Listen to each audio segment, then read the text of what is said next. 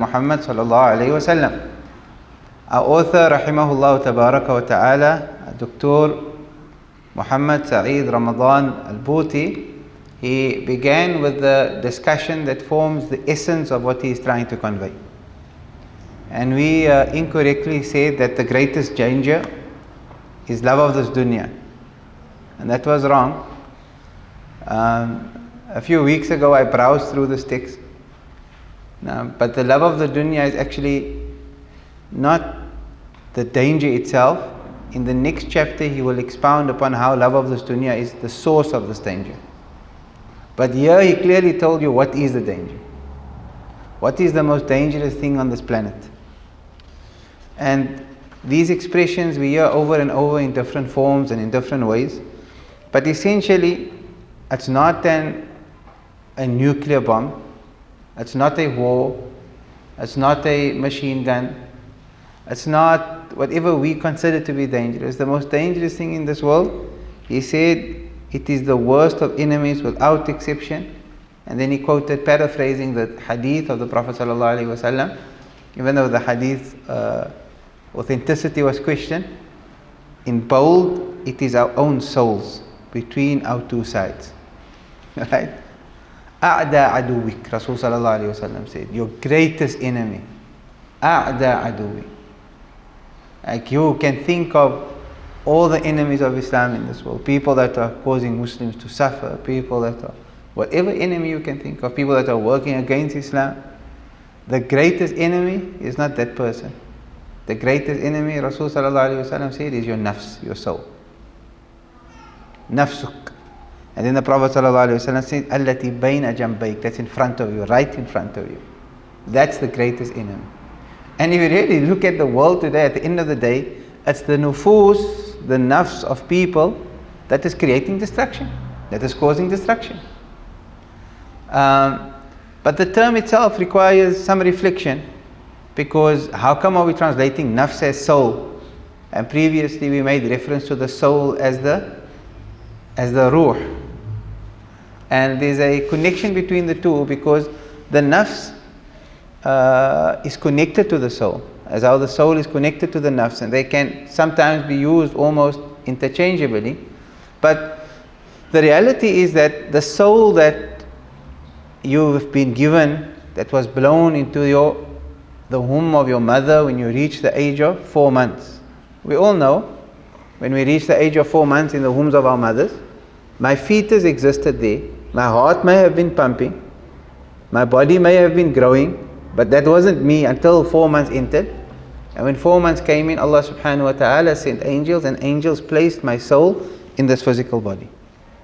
And that in itself requires some discussion and appreciation, because already you can understand now that the soul could fit into a fetus, number one. And the soul also fits into this big body as I grow up. Right? So the soul is like already unique. But it also tells us that the soul predates the physical body. My soul is, like they say somebody, he has an old soul. I don't know if you heard the expression before. So and so has an old soul. We're all old souls. Our age is all the same. The reality is we're all one age. Now we came into this world at different times, but our souls were created when Allah created all souls. And when Allah created all souls, Allah subhanahu wa ta'ala gathered all souls, and Allah made reference to this in the Quran, the alamul arwah. And then Allah subhanahu wa ta'ala called out to all souls, every single person that you see, his soul was created, and Allah called out to his soul, Alastu bi rabbikum, am I not your Lord? And in that world of souls, it was a remarkable affair. Because when Allah said, Alastu bi rabbikum, am I not your Lord? No one knew how to reply. Only one person knew how to reply. The soul of Sayyidina Muhammad sallallahu alayhi wa sallam. So the Prophet sallallahu alayhi wa sallam said, Bala, indeed, and every soul after the Prophet sallallahu alayhi wa sallam said, Bala, indeed, you are our Lord. Alastu bi rabbikum, qalu, Bala. So our souls existed. And our souls met people, and our souls knew each other, until eventually our souls were taken out of the realm of the souls, where there was perhaps no responsibility, and the soul was placed in our bodies, and we became mukallaf the day we turned a certain age. When our intellect developed to a certain age, we became now mukallaf. But the soul already knows Allah. And therefore your soul is naturally inclined towards Allah. The soul is naturally inclined towards Allah. And therefore you'll find that the soul becomes uneasy.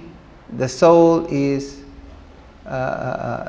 uneasy, is not at rest. When you find yourself in a place that is bad, you're uneasy. Why are you uneasy?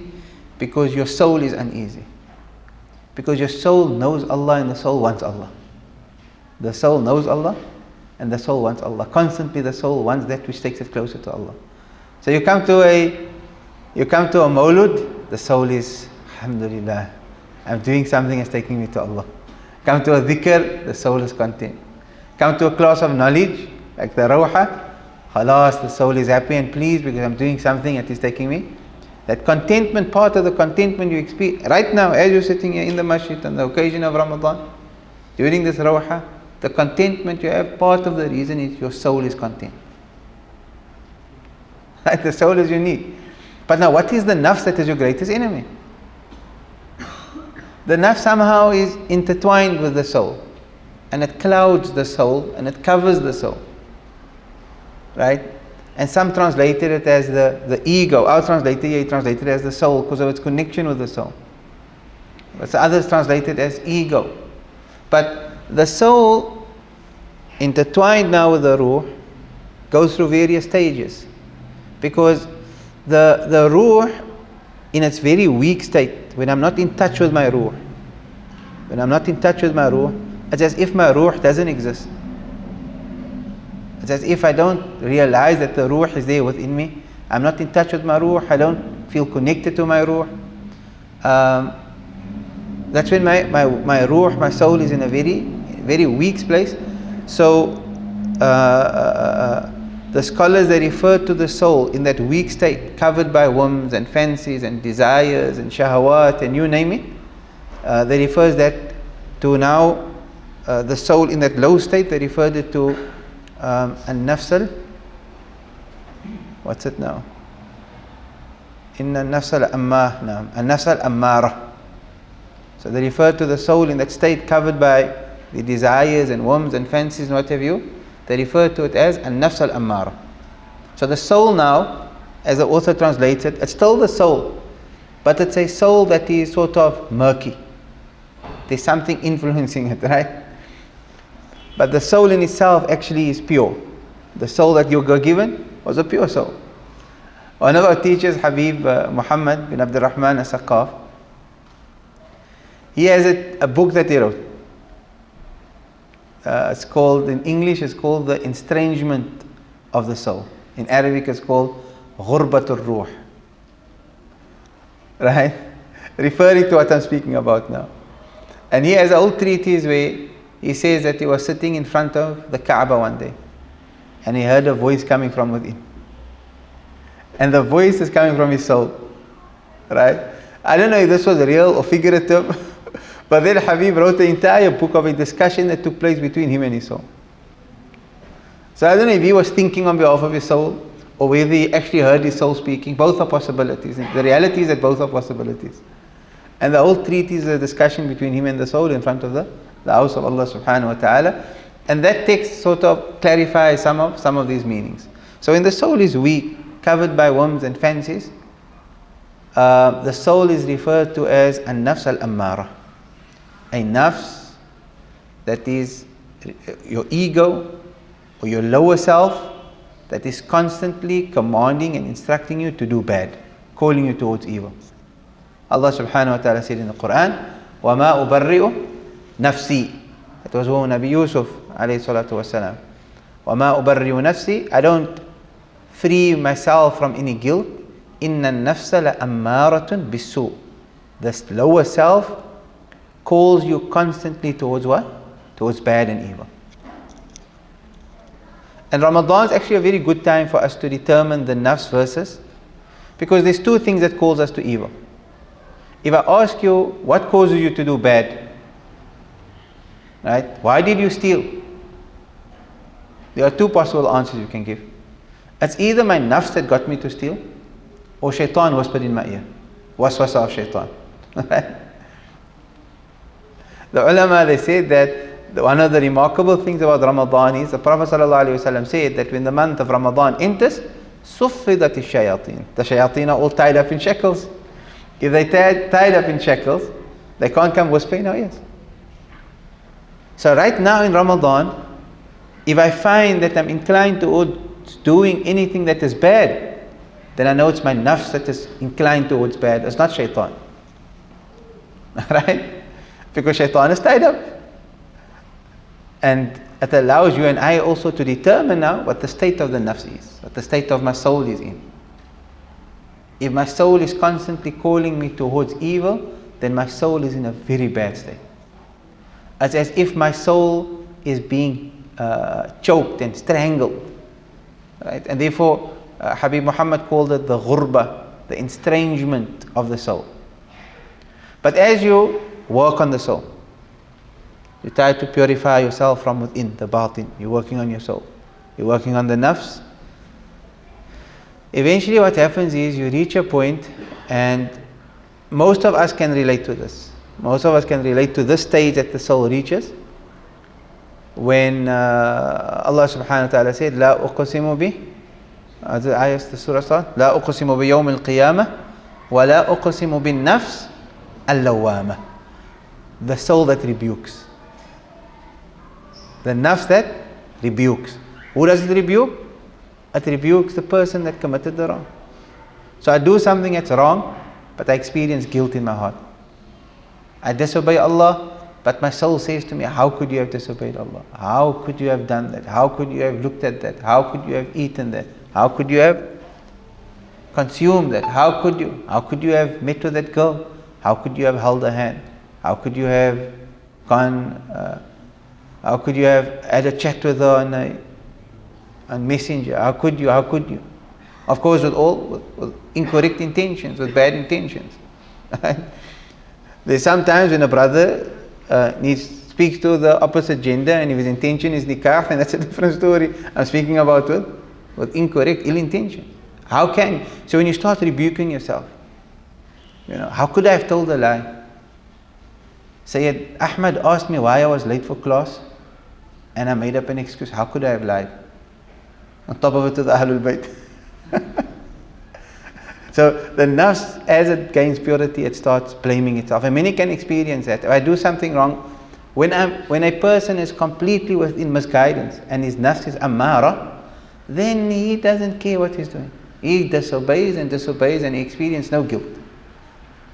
When a person starts making changes in his life, drawing closer to Allah, coming to the masjid, praying tarawih, etc., and he feels that he's making progress, so now when he does, his soul now improves and strengthens, and now when he does something wrong, the nafs rebukes him. That's the nafs al-lawwama. But the person continuously makes effort on the nafs and purifies the soul from all that which makes it impure, until eventually the nafs becomes, what do they call it? It's a nafs al-malaki, the angelic soul. Because now the soul is not only angelic, it's more pure than that of angels. And tied into the angelic soul is what Allah refers to in the Quran as an-nafs al-mutma'innah, the soul that it is at rest. Ya ayyatuha an-nafs al-mutma'innah irji'i ila rabbiki radiyatan mardiyya fadkhuli fi ibadi wadkhuli jannati. So Dr. Bhuti, rahimahullah tabaraka wa ta'ala, he wants you to know that the greatest danger that faces humanity is the nafs inside of you, the state of your soul. If it is not controlled, then it's like a wild beast and it does what it wants.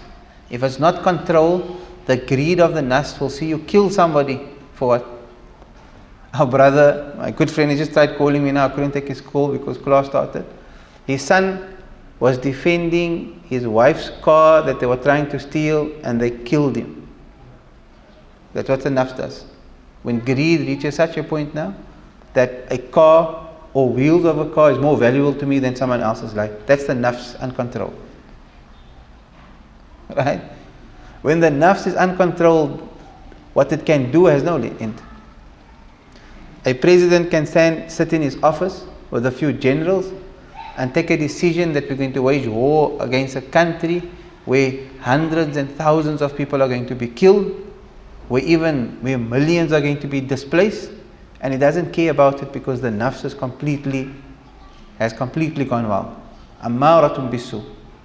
That is the most greatest danger to humanity.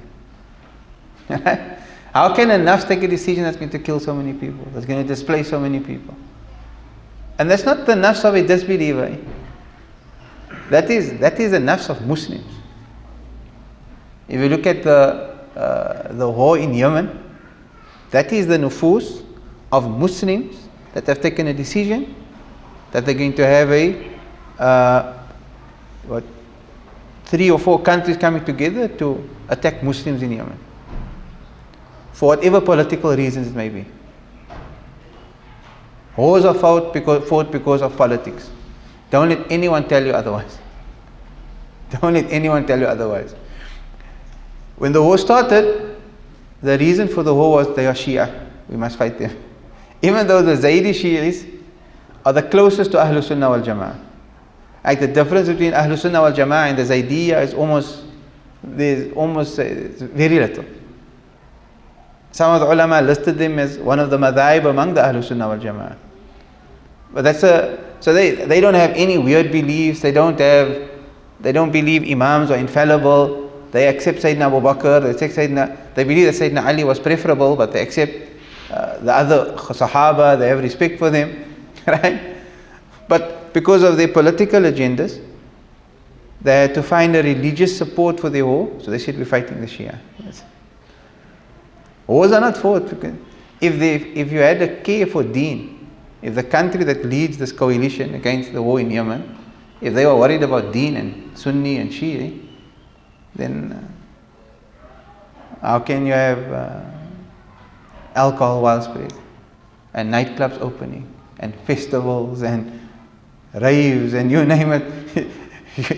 How can your intention be deen? But if the nafs is uncontrolled, it causes havoc in the world. And that's what Dr. Bhuti is saying. He's saying the greatest enemy of humanity is the nafs. So you and I must understand by that I need to learn to tame my nafs. And we must all join a journey where we refine the nafs, refine our souls. And if we don't work on the refinement of souls, there will be chaos, there will be havoc. Every problem that you find within the world today comes from a nafs that has gone bad, a soul that has gone bad. And he's saying, rahimahullah ta'ala, he's saying that is the greatest danger. That is the greatest danger. Refine the nafs, purify it, you become like the malaika. In fact, you become better than the malaika. The question is that how do I refine the nafs? What do I do to refine my nafs?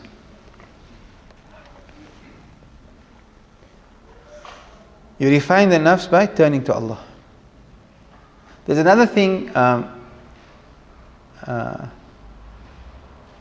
was thinking of now. Habib Ali Jifri often speaks about al-Insaniya, humanity. When the nafs is bad, so your humanity also relates to the nafs, right? So when you don't have humanity, then it doesn't matter what gets poured into you. If you don't have humanity, which is a trait of the nafs, if your nafs doesn't have the quality of caring for others, the welfare of others, supporting others, right? There's no humanity within you, then it doesn't matter what religion I place in you, bad is going to come from you. Therefore, Habib Ali, his book, the title of his book is Al-Insaniya Qabla Tadayyun. Humanity before religiosity. Get your humanity straight before you want to get your deen straight. Even though the two are very much intertwined. Because if there's a problem with you as a person, where you don't show care and compassion, you are a harsh-natured person, right? then even if you put deen in you, you're going to interpret deen in a way that makes deen harsh. Right? And he's, of course, Habib Ali Jifri is focused more on extremist groups within the world that are killing Muslims left, right and center, and imagine that they're implementing the law of Allah subhanahu wa ta'ala while they are the furthest thing from the law of Allah. And he's saying it's because there's no humanity within them. So give them deen and they will find the most wayward opinions within deen to go with their spoiled souls, with their rotten souls, with the selves that can't see good in others, that just want to kill. And they will quote you ayahs and hadith to support. And therefore he says, get your humanity sorted out first. And in another way you can say, get your soul sorted out. Get your nafs sorted out. So how do I get my nafs sorted out? I turn to Allah. These classes of knowledge, it works on my soul.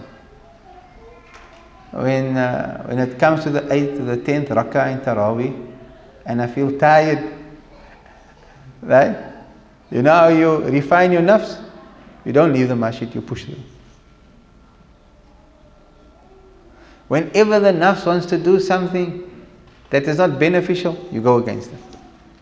And that's what the scholars, they called it mujahadatun nafs, striving against the nafs. Allah said, وَالَّذِينَ جَاهَدُوا فِينَا لَنَهْدِيَنَّهُمْ سُبُلَنَا. Those who strive towards us, we will guide them. Striving towards Allah subhanahu wa ta'ala means pushing through. Striving towards Allah means pushing through. The adhan goes for Fajr, even outside of Ramadan. The nafs says sleep. The nafs says put your alarm on. The nafs says snooze. Right? The nafs says it's just one morning, get some rest today, tomorrow you can get up for Fajr.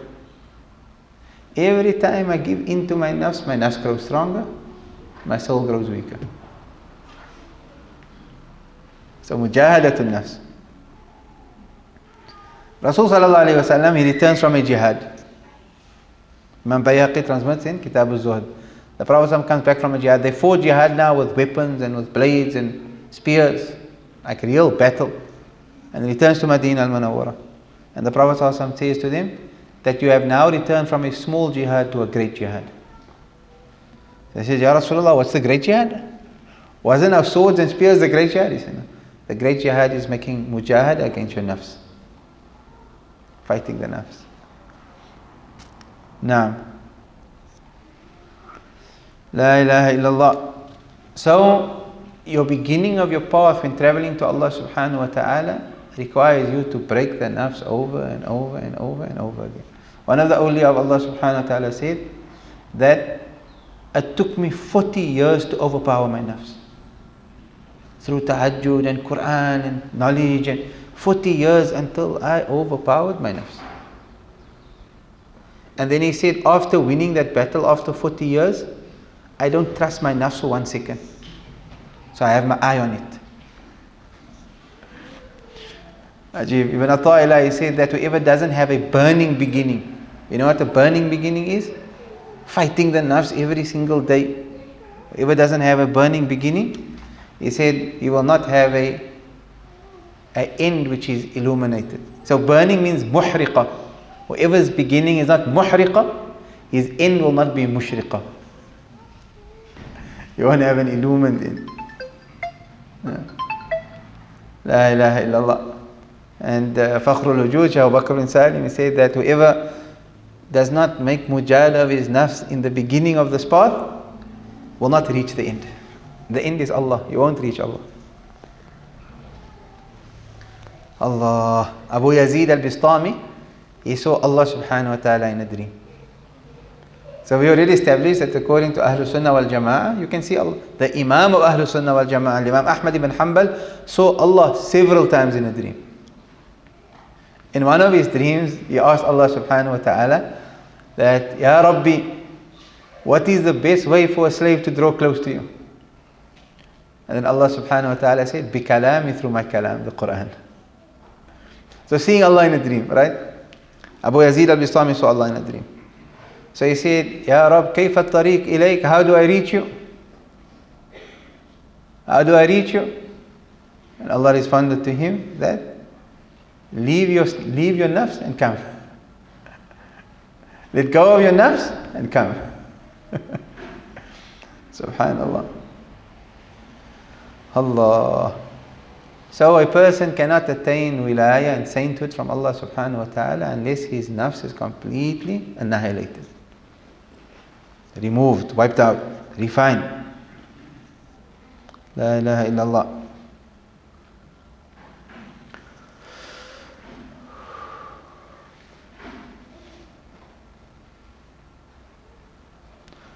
In the early days, the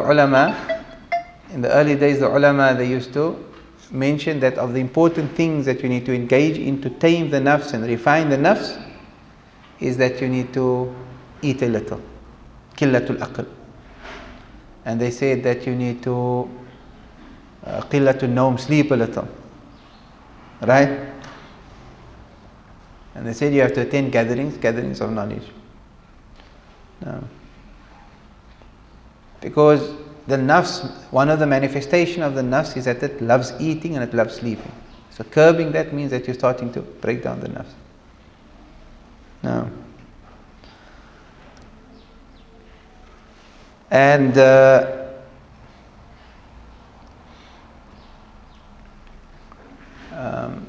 one of the awliya of the past, Ruwaim, his name was Ruwaim. He said that he was in one of the areas in Baghdad, and then he came to, and he was supposed to be a pious person. So he said he was thirsty and he came to someone's house, to the door of someone's house, and he asked for some water. And as he came to the house, a slave girl came out and she had a cup of water, cold water in her hand. And when he asked her for some of the water, she said, "Are you a Sufi, but you're drinking water during the day?"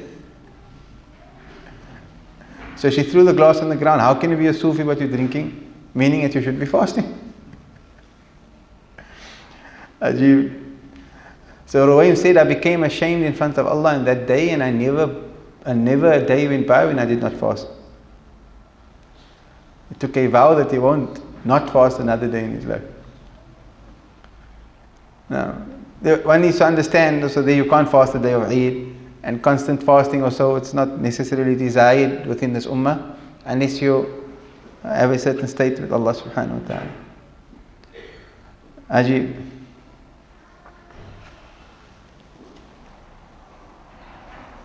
And the pious, they broke themselves with the ibadah until Allah subhanahu wa ta'ala opened.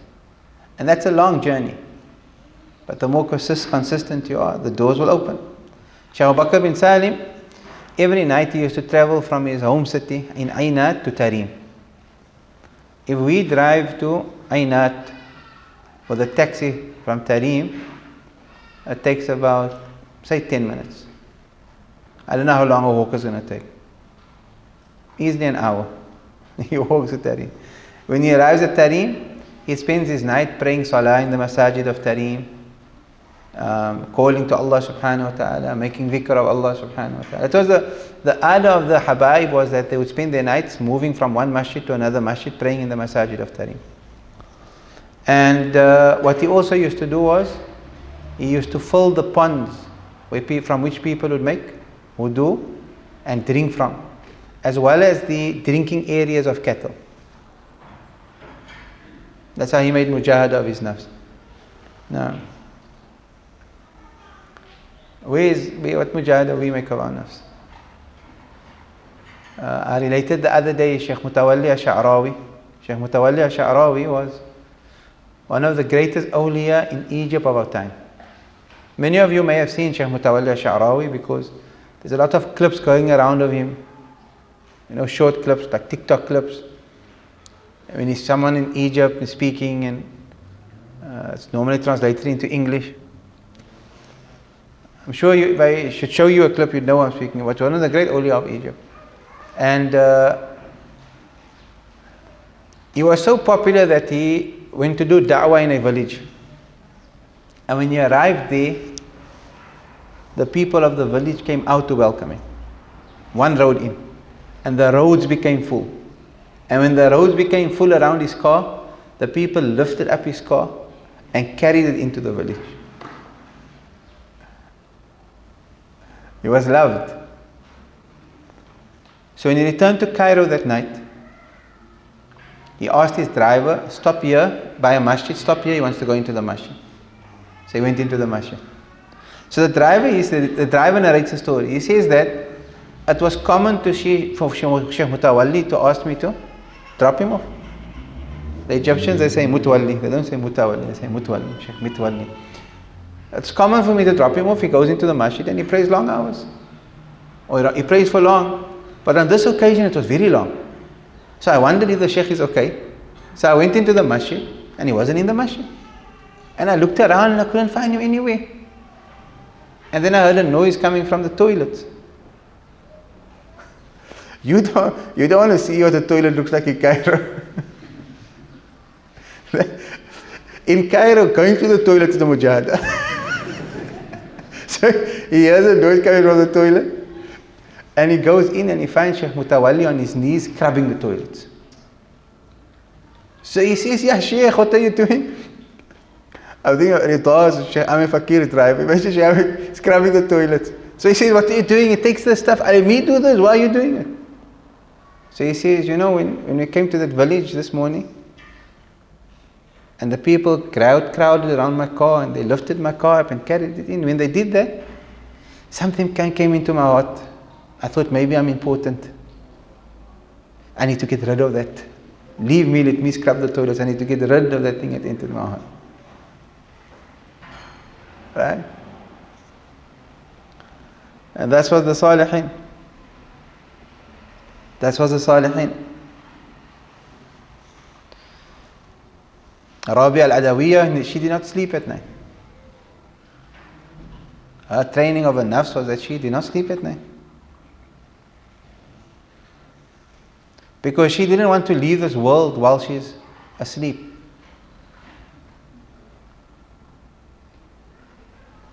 Shaykh Abdurragman as-Saqaf, for 33 years of his life, he did not sleep. They say he did not sleep at night or day. What that means is that the only sleep he would get is he's sitting somewhere in a gathering, in a dhikr, doze off for a few minutes, wake up, for the human body perhaps to continue living, but otherwise no. Didn't put his side down. Yesterday I spoke about Imam Nawawi rahimahullah ta'ala, whose room was such a small space he couldn't stretch out his legs. If he slept in a sitting position. So all of this is what it tells us. The question is to you and I. The question to you and I is, can we do this? More than likely not. Can I do this? Not go sleep? Or not lay down? Or not? Right? More than likely not. But can I make 20 rakats of Tarawih tonight? I can. Can I wake up for tahajjud? I can. Can I read more Quran? I can. Can I make more dhikr? I can. And if I do that, every time the nafs doesn't want me to do it and I do it, what I'm doing now, I'm starting to train the nafs. I'm starting to train the nafs. I'm starting to strengthen the soul. When the nafs is dead and the soul is alive, then you will be like Sayyidina Ali ibn Abi Talib radiyallahu anhu. We quoted earlier the alam al-arwah. In the alam al-arwah, Allah said, "Alastu bi rabbikum?" And we all heard Sayyidina Muhammad saying Bala, and after him we said Bala. Sayyidina Ali radiallahu ta'ala, and he says, "I can remember the day when Allah gathered our souls and asked us, Alastu bi rabbikum?" And we responded saying Bala. That's a soul that is khalas. The soul is pure, the nafs is dead. Of course, Dr. Bhuti is not even referring to these higher and deeper meanings of the purification of the nafs and the strengthening of the soul. He just wants to bring to your attention that when the nafs is unbridled, if the nafs is not tamed, it will be the cause of all problems that we see in this world. And the person is asking him the question, the person that came to him wants to know, why are Muslims degenerating? Why are Muslims not moving forward? Why are Muslims? He's telling you the nafs. Address this problem, because remember, the young man leaves. And Dr. Bhuti never gave him an answer. Now he's starting to answer him. You want to know why we're not going forward? We need to deal with the nafs. We need to purify the nafs. Another way in which we purify the nafs, in fact the most effective way for any person to work on his nafs and to attain some level of purity, suhbat al-salihin, the company of the pious. There's nothing that affects the soul, strengthens the soul and weakens the nafs like the company of the salihin. Therefore, Shaykh Habib Abu Bakr al-Adani. Habib Abu Bakr al-Adani was the son of Imam al-Aidarus. He was Abu Bakr bin Abdullah al-Aidarus. His full name is Abu Bakr bin Abdullah bin Abi Bakr al-Sakran bin Shaykh Abdurragman al-Saqqaf. The same Shaykh Abdurrahman al-Saqqaf that never slept for 33 years. His son was Abu Bakr Sakran, and then Imam al-Aidarus, and then Habib Abu Bakr al-Adani. Habib Abu Bakr al-Adani, he was one of the great Salihin at the time. He was like the Qutb of his time. So he was in his room one night when a thief broke in. A thief broke in, wanted to steal some things. And then there was a knock on the door, and the thief hid under a table or a bed, under something. Hid away. When Habib Bakr opened up the door, a group of the most senior Abdal. Yesterday we mentioned the Abdal, right? Which is a status of sainthood, and they predominantly, in the hadith of Rasulullah said, they predominantly reside in where? In Sham. You were listening. A group of the Abdal comes to Habib Bakr, and he says that they are a certain number, I think 60 or 61 or something like that. So they say to Habib Bakr, we are the Abdal from Sham, and one of us has passed away. We need you to appoint a new person to take the place of the Abdal. So Habib Bakr al-Aidarus, he said, Kum ya Sarik, O thief that entered my house now to come steal, stand up. And the thief, out of shock, we never knew that the Shaykh was there, he stood up, and through the company of Habib Bakr, his soul was strengthened, and his heart died, and he attained purity because of the company of the Salihin. And Shaykh Habib Bakr said, become one of the Abdal. And he lived there as one of the Abdal, one of the great awliya, and he came into his house as a thief.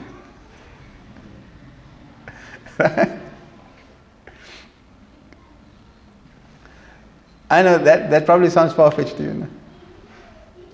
I know it sounds far-fetched. Does it sound far-fetched?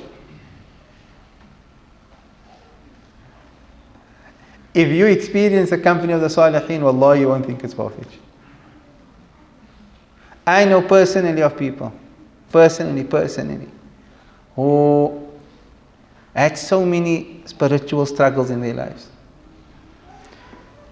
Couldn't stop watching television, couldn't stop with modern day Netflix, couldn't stop movies, couldn't stop pornography, couldn't stop.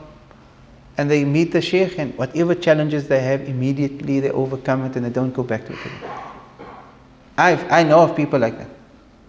So why must I doubt what's transmitted by all the students of Habib Abu Bakr al-Adani, of how that person became from the Abdal just by meeting Habib Abu Bakr? I know of people that meet the awliya like that and their lives change. So why must I? And therefore, the most effective thing, the company of the Salihin. Ma mithlu. Shaykh Abu Madian said, Ma laddatul aish illa suhbatul fuqara. There is no enjoyment in life save their company. Their company will change you in ways you can never imagine. But you must be truthful. You must have sidq. You must have reverence in your heart for them. You must have love. You must have. Therefore, in a weak hadith, which is suitable for Fadail al-Amal, because Imam Nawawi read it here in the Etiquette of the Quran. Yesterday we read, he said that weak hadith can be used for virtue of action. In a weak hadith, Rasulullah said that whoever gazes at the face of an alim, and then he is happy with that gaze, from that gaze Allah created an angel that seeks forgiveness for him until the day of judgment. Kalam Rasulullah sallallahu alayhi wa sallam. So Allah grant us their company. May Allah allow us to work against the nafs. Once we start doing that, we will start witnessing change first within ourselves. And then we witness change within our homes. And we witness change within our communities. And if everybody starts working on the nafs, khalas, you won't have challenges and you won't have problems. Ya Rabb. However, the thing that feeds the nafs, that causes the nafs to be in this bad state, is what Dr. Bhuti ends this chapter with, and he makes reference to what? The source of this danger. And he quoted a hadith that we quoted in our first class, Hubbud dunya, loving this dunya. That's the fuel to the nafs. And that's what he's going to speak about tomorrow, inshallah ta'ala. Yesterday I told the brothers that we're going to speak about Hubbud dunya in today's dars. And whoever doesn't want to learn about the dangers of loving the dunya, they should not come today.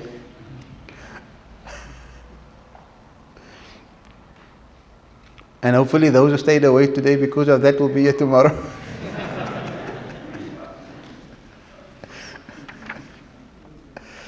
May Allah save us from our nafs.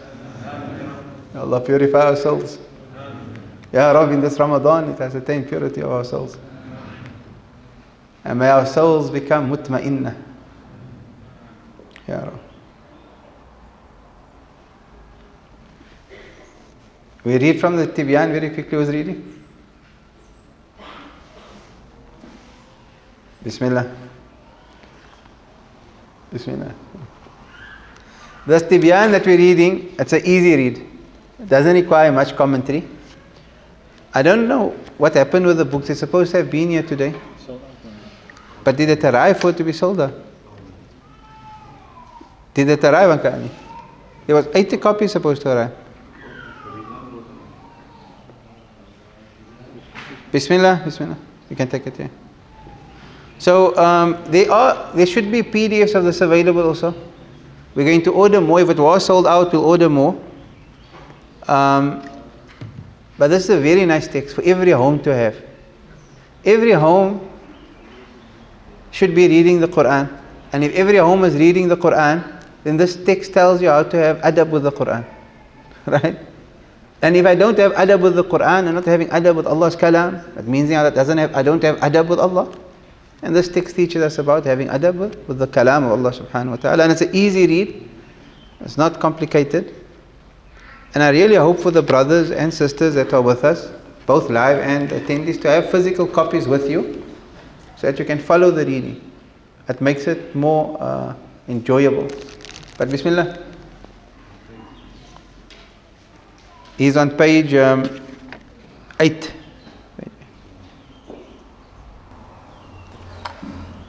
Bismillahirrahmanirrahim.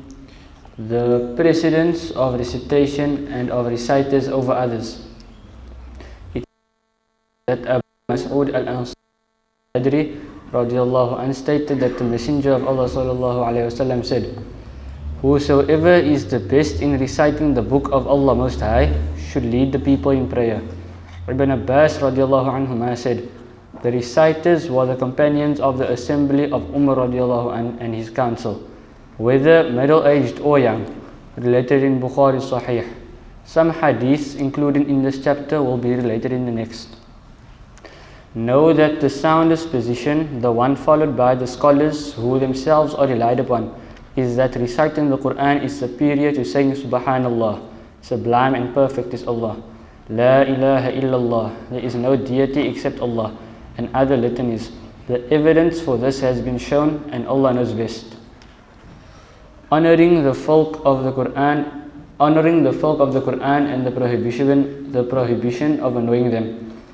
Allah Most High says, "And he who reveres the rights of Allah, it is from God-fearingness in the heart. And he who reveres what Allah has deemed sacred, that is better for him with his Lord. And lower your wing in kindness to those believers who follow you, and those who malign believing men and believing women undeservedly, they bear the guilt of and manifest sin." This chapter includes the hadith of Abu Mas'ud al-Ansari radiyallahu anhu and Ibn Abbas radiyallahu anhu. that preceded in the second chapter. Abu Musa al-Ash'ari radiallahu anh stated that the Prophet sallallahu alaihi wasallam said, exalting Allah Most High includes giving honor to the grey-haired Muslim, to whomever bears the Quran without exceeding its proper bounds or shunning it, and any person of authority who acts justly. Abu Dawud related it. It is a well-authenticated Hasan hadith. Aisha radiallahu anha said, the Messenger of Allah sallallahu alaihi wasallam ordered us to treat people according to their due station. Abu Dawud related it in his Sunan and Al-Bazzar related it in his Musnad. Al-Hakim Abu Abdullah said in Ulum al-Hadith that it is a rigorously authenticated hadith. Jabir ibn Abdullah radiallahu anhuma said that the Prophet sallallahu alaihi wasallam would gather two casualties from Uhud and then say, which of the two deceased has amassed the most Quran? If one of them was indicated, he would put him first in the lahad, the portion of the gravesite closest to the Qibla. Bukhari related it. Abu Hurairah radiallahu anh stated that the Prophet sallallahu alaihi wasallam said, indeed Allah mighty and glorious says, whoever shows enmity to a friend of mine, I have declared war upon him. Bukhari related it. It is established in the Sahihain that the Prophet ﷺ said, whoever prays the morning prayer is under the guardianship of Allah Most High, and Allah Most High does not demand of you something that is under His guardianship. The two venerable Shaykhs, Abu Hanifa and Al-Shafi'i, Allah Most High have mercy upon them both, said, if the scholars are not the friends, awliya of Allah, then Allah has no friends. The Imam, the Hadith Master Abu al-Qasim ibn Asakir radiallahu anh said, know my brother, and may Allah make you and us suitable for His pleasure. Make us among those who fear Him and observe His duty with the right observance.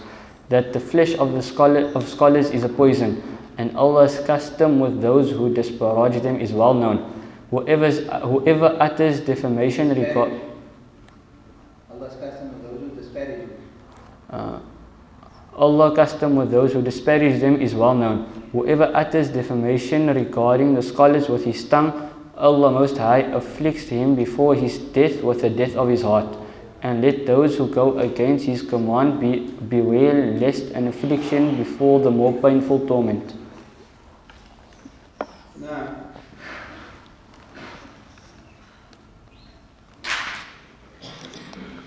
Bismillah ar-Rahman ar-Rahim. So Imam al-Nawawi rahimahullah tabaraka wa ta'ala, he continued after speaking about the virtue of reciting the book of Allah subhanahu wa ta'ala. The two following chapters he spoke about giving preference to the recitation of the Quran over everything else. There is the narration that we just quoted from Imam Ahmad ibn Hanbal previously, that he saw Allah subhanahu wa ta'ala and he asked Allah, what is the best way for a slave to draw close to you? And Allah subhanahu wa ta'ala responded to Imam Ahmad ibn Hanbal in his dream, bi kalami, through reciting my kalam, the book of Allah. Imam Ahmad then asked, is that reciting the Quran with understanding or without understanding? Which is remarkable. Why would Imam Ahmad bin Hanbal been asking that question? As if he's considering us. Because in his community everyone speaks Arabic, so everyone understands the Quran. But he asked, bifahmin or bighayri fahm? Of course there's Persians that is coming into the Islamic State. There is a minority that perhaps doesn't understand. So he said, with understanding, without understanding. And Allah subhanahu wa ta'ala responded that whether with understanding, without understanding, the best way for you to draw close to me is through the Quran. Now, and therefore, he said that the chosen madhab by all the scholars upon whom you can rely, reliable scholars, is that recitation of the Quran is the greatest form of dhikr. Better than making dhikrullah, better than reciting subhanallah, better than is to recite the kalam of Allah subhanahu wa ta'ala. However, it is only more virtuous at times when there is nothing else prescribed for you to do. On the occasion of Eid al-Fitr, I know we're now very far from Eid al-Fitr to be speaking about Eid, but to make the example, Eid al-Fitr enters, then it becomes sunnah to recite the takbir. Everyone knows the takbir. Would it make sense for someone to say, why are you reading takbir, Allahu Akbar, Allahu Akbar? The Quran is more virtuous. I say, no. Now the sunnah of takbir gets preference. No. But otherwise the Quran is more virtuous. But even then, the Imam al-Haddad and others mentioned that Allah subhanahu wa ta'ala gave us variations of ibadah so that we don't get tired. If ibadah was only one form of ibadah, then as many people experience this. They say that to engage in ibadah in Makkah is easier than Medina. Because in Medina you are limited to reciting Quran, making dhikr and salawat. Those are the main things you can do in Medina al-Munawwar. Whereas in Makkah you can go perform Umrah, make tawaf around the Kaaba, look at the Kaaba, you can make sa'i between Safa and Marwa. So to keep busy in ibadah is easier because there's more variations of ibadah. So like you understand the Makkah-Medina example, likewise. The reason why Allah legislated us different forms of ibadah so that we don't get tired with one form. So we can, if I feel that I've made too much dhikr, I can make some salawat. If I feel I'm making a lot of salawat, I can recite Quran. But the greatest is tilawatul Quran, reciting the book of Allah subhanahu wa ta'ala. He quoted an interesting hadith. The hadith, however, shouldn't be misunderstood. And since it was read and somebody could misunderstand it, it's best that we explain. The Prophet sallallahu alaihi wasallam said that who should lead the people? أَقْرَأُهُمْ لِكِتَابِ اللَّهِ, which literally translates as the most well-versed in the recitation of the Quran. But that's not what's intended. Most well-versed in the Quran means the one who understands the Quran best. It means the one that has most fiqh of the Quran. And in relation to salah specifically, the person that has more knowledge of fiqh of salah, that person should lead the salah. In our community, it's very common to imagine that the hafiz must lead because he knows the Al-Quran. That is wrong. Aqra'uhum doesn't mean the one who has memorized the Quran. It means the one that knows the Quran better, knows the ahkam of the Quran better, and from those ahkam is the ahkam of salah. Therefore, Rasulullah sallallahu alaihi wasallam did not appoint Sayyidina Ubay ibn Ka'ab to lead the salah when Rasul sallallahu alaihi wasallam was in. He appointed Sayyidina Abu Bakr as-Siddiq radiyallahu ta'ala because Sayyidina Abu Bakr had more knowledge of fiqh. He wasn't able to read like Ubay, but he had more knowledge of fiqh. Now, so that's the meaning of the hadith, that the one who is more knowledgeable or most well versed in the Quran, meaning most knowledgeable of the Quran. And also within our tradition, today when we speak about Qurra, the term Qari and Qurra in today's world, it refers to somebody that did some qira'at or did some tajweed. Someone memorizes the Quran and he studies the qira'ah and he gets ijazah in Hafs and Asim and Susi and Duri and all the various riwayat and qira'at, which is, mashallah, very widespread within our community today, alhamdulillah, to Allah's fadl. It's something very beautiful to see. And the person that studied a bit of qira'at, we call him a qari. And the plural are that they are the qurra. However, in the early days of Islam, the word qari and qurra didn't refer to the hafiz that studied some riwayat. It referred to the ulama. It would be such an accepted thing that the alim would have studied the Quran and qira'at, that the qurra, the ulama, the term for ulama was qurra. So when you hear them speaking about the qurra in the early days, they're not speaking about some of the huffaz that studied some riwayat, no, they're speaking about the ulama.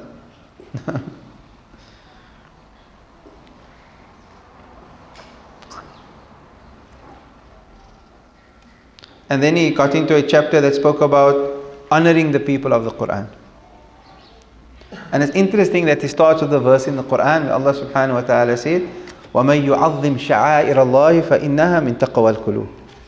I don't want to see how he translated sha'air. Whoever reveres the rights of God. Sha'air, the rights, what does rights mean? It's things that are connected to Allah, things that point you to Allah. Right? Like the Kaaba is from the sha'air of Allah, a masjid is from the sha'air of Allah. So likewise, a person that recites the Quran and acts upon the Quran and loves the Quran becomes from the sha'air. It's something or someone that points to Allah. reminds you of Allah.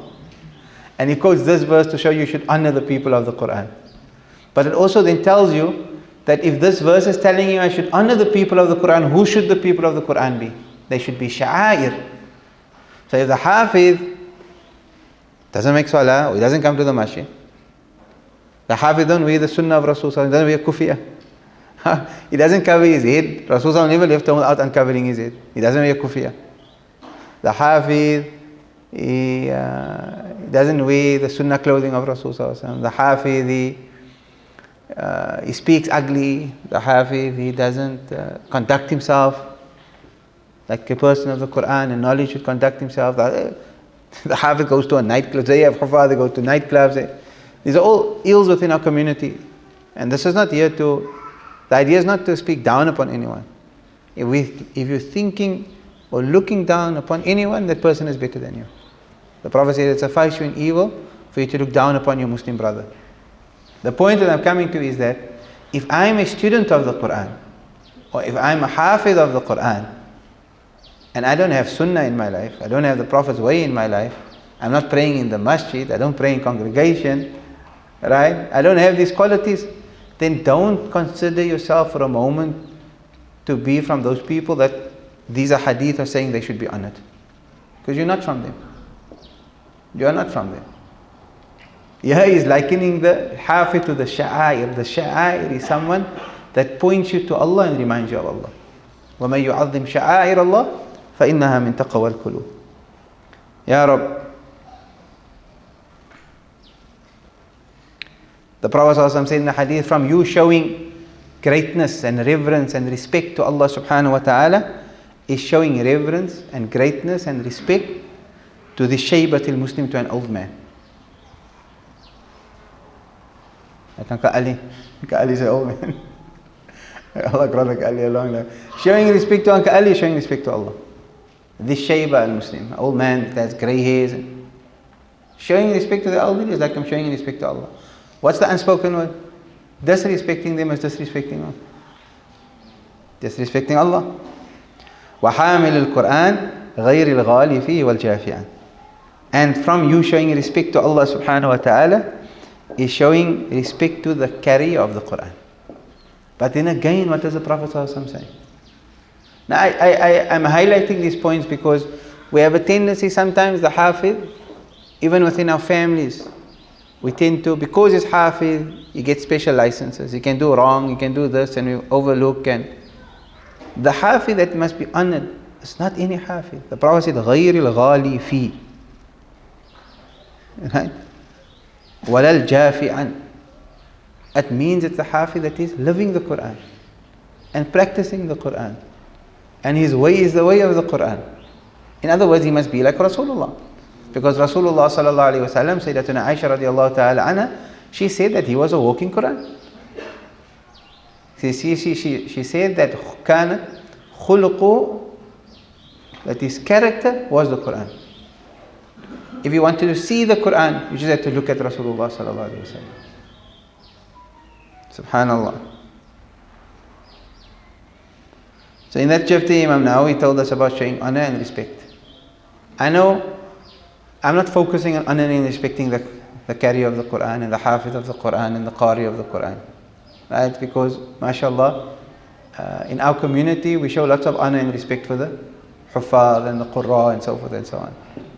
I prefer to use this discussion in this time to speak to those that are students of the Quran, those who are studying the Quran, and those who are Hafiz of the Quran, to realize that you are not being referred to here if your life is not the life of the Quran. If your life is the Quran, then Allah and Rasul sallallahu alayhi wa sallam is speaking about you. If your life is not the Quran, then don't expect people should be honoring you because you memorize the Quran. No. And one of the ways in which the Hafiz would have been honored, in the battle of Uhud, Rasul sallallahu alayhi wa sallam, this is a general rule, when there's lots of people that are, when you're burying more than one person in a grave. Why? Because there's lots of people and there's need and space may be limited, whatever the case may be. Then the question came to Rasul sallallahu alayhi wa sallam, Ya Rasulullah, we're burying two people in a grave, who should go in first? So the graves we have in our community is called a lahd. Al-lahd is when you have the wall of the grave coming down and then you edge into the corner.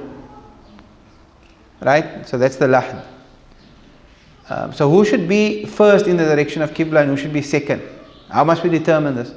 So the Prophet ﷺ, he said, look at who has more Quran.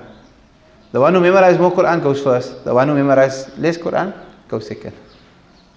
So he gave preference to his Sahaba in terms of how they should be buried based on how much of the Quran they memorized. And with that we conclude, but we ask ourselves that how much of the Quran have we memorized? And how much time have I taken out to memorize a chapter of the Quran or 2 chapters of the Quran? And for how many more years before I leave this world am I going to be making the excuse, ek is oud? Or my brain's werk nie meer so lekker nie. For how many more years? Same excuse. Somebody, he started making that excuse from 40 and now he's 70. 30 years you couldn't memorize anything from the book of Allah. Yani, Allah's favors is great. His door is open, turn to Him, make a solid intention, memorize something of the Quran. It makes you more virtuous in the eyes of Allah subhanahu wa ta'ala. The last section is a beautiful narration of Ibn Asakir, where he said that know that the flesh of the ulama are poisoned. That's like just general advice. Where we live in a society where it's so easy to criticize and speak ill of others, and especially of the ulama. You open up social media, everyone has something to say about the alim, about the shaykh, about the maulana, about the imam. Everyone has something to say, as if it's nothing. Ibn Asakir was one of the great salaf, and the author of Tarikh Dimashq and many other works. He said, no, may Allah guide you and me, that the flesh of the ulama are poisoned. Meaning if you eat from their flesh, how bad is going to come your way. Because when I speak about our Muslim brother, the Prophet ﷺ said, it's like you eating flesh, the flesh of his back. So their flesh is poison. Speak about someone else, maybe you get to speak about them, you're eating poison. And then he said, وَإِنَّ عَادَةَ اللَّهِ فِي مُنْتَقِدِهِمْ مَعْلُومَةً. Allah's custom with regards to those who speak ill of the ulama is known.